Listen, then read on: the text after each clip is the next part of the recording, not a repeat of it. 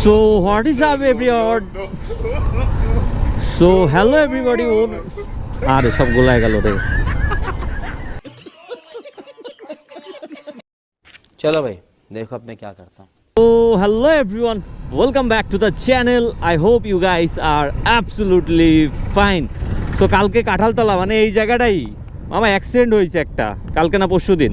Accident তো রেগুলারই হতেই আছে। সো গাইস কালকে এখানে একটা অ্যাক্সিডেন্ট হয়েছে, সেখানে হচ্ছে এটা যশোর কাঁঠালতলা মোড় ওই সামনেই। তো এই জায়গায় হচ্ছে দুইটা মানুষ স্পট ডেড হয়ে গেছে। একজন স্পট ডেড, একজনের মাজার উপর দিকে উঠে গেছে টায়ার, আর একজনের পার উপর থেকে উঠে গেছে, ট্রাকের সাথে অ্যাক্সিডেন্ট হয়েছে আর কি। তো গাইস যাই হোক, রাস্তাঘাটে যখন চলাফেরা করবেন অবশ্যই হেলমেট ওয়্যার করবেন, এটা মাস্ট। আমিও আগে এক সময় যখন বুদ্ধি ছিল না বা সার্কিট শর্ট ছিল তখন এগুলোর মর্ম বুঝতাম না, কিন্তু এখন আমি এগুলোর মর্ম বুঝি। তো সেক্ষেত্রে অবশ্যই হচ্ছে করবেন আর কি, হেলমেট ব্যবহার করবেন। হেলমেট একটা খুবই প্রয়োজনীয় জিনিস।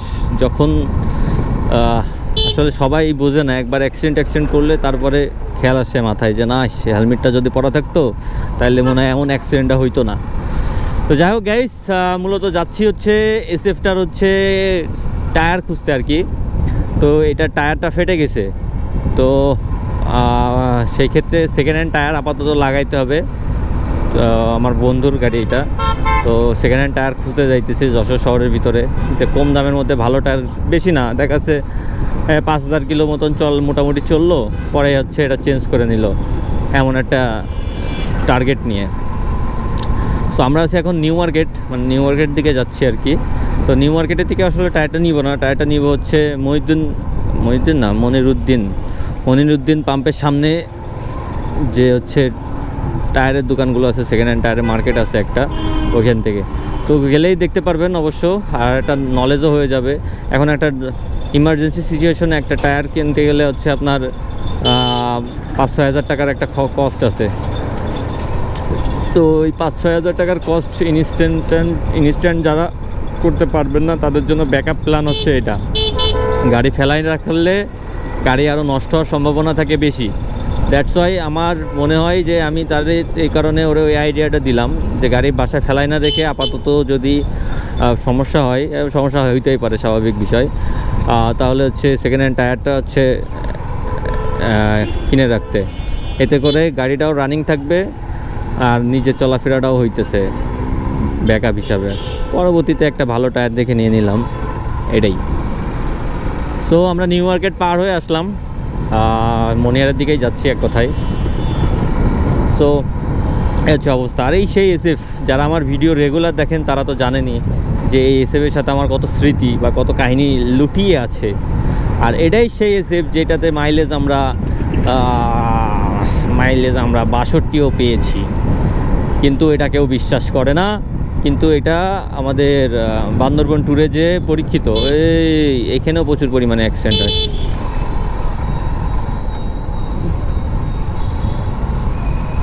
হঠাৎ করে আবার দেখলাম কিরে, এই পাশে আলো, এই পাশে মেঘ, কাহিনি কি? সো বর্ষাকালে এখন এই হইতেছে, এক সাইড আলো এক সাইড মেঘ, এইভাবেই চলতেছে আর কি। তো যাই হোক গাইস, একবারে আরে কাকুরে হর্ন দিলাম, এই পাশে একটু আয়না টায়না দেখতে হয় কাকু। সো একবারে জায়গায় যেই টায়ারের দেখতেছি আসলে কী দেখি বুঝ, আর আপনাদেরও একটা নলেজ দিয়ে দেবো ইনশাল্লাহ ছোটোখাটো। এই যে সেকেন্ড হ্যান্ড টায়ারের এখানে চলে আসলাম আর কি। তো মোটামুটি এইগুলো আছে, সবগুলোই বিট কাটানো থাকবে। এটা কি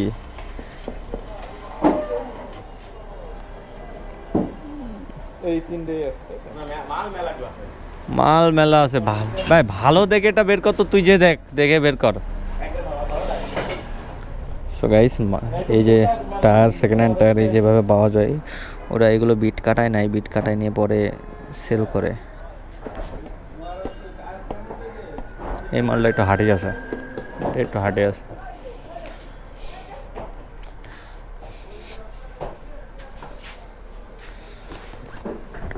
মোটামুটি ভালো কন্ডিশনের মধ্যে আছে, এমন একটা দেখাও। টায়ার সো বলতে না বলতে বৃষ্টি শুরু হয়ে গেছে।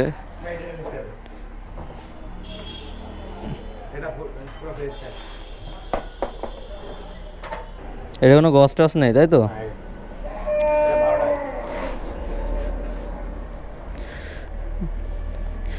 তো আমার বাড়ি যেটা রয়েছে সেটা কাটালেও তো এরকম দেখা যাবে।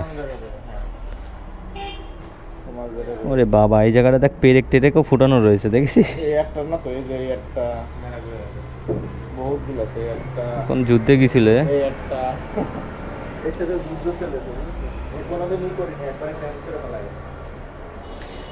সো এটা মোটামুটি ফ্রেশ আছে। এটা লেখা দিতে হবে। সো গাইস, খুব একটা হিসেবের বিষয়। টায়ার ওখানে যা রয়েছে। এ তোর কি এগুলো বিট কাটানো? হ্যাঁ, ও সো এ টায়ারও বিট কাটানো আর কি।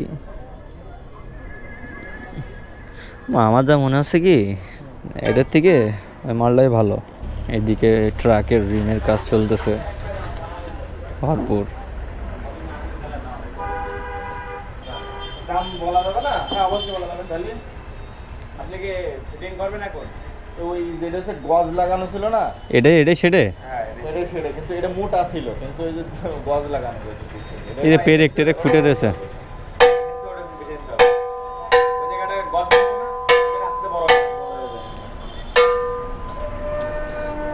আচ্ছা, আর দুই জায়গায় দেখে নি ওটা কত বলতেছে?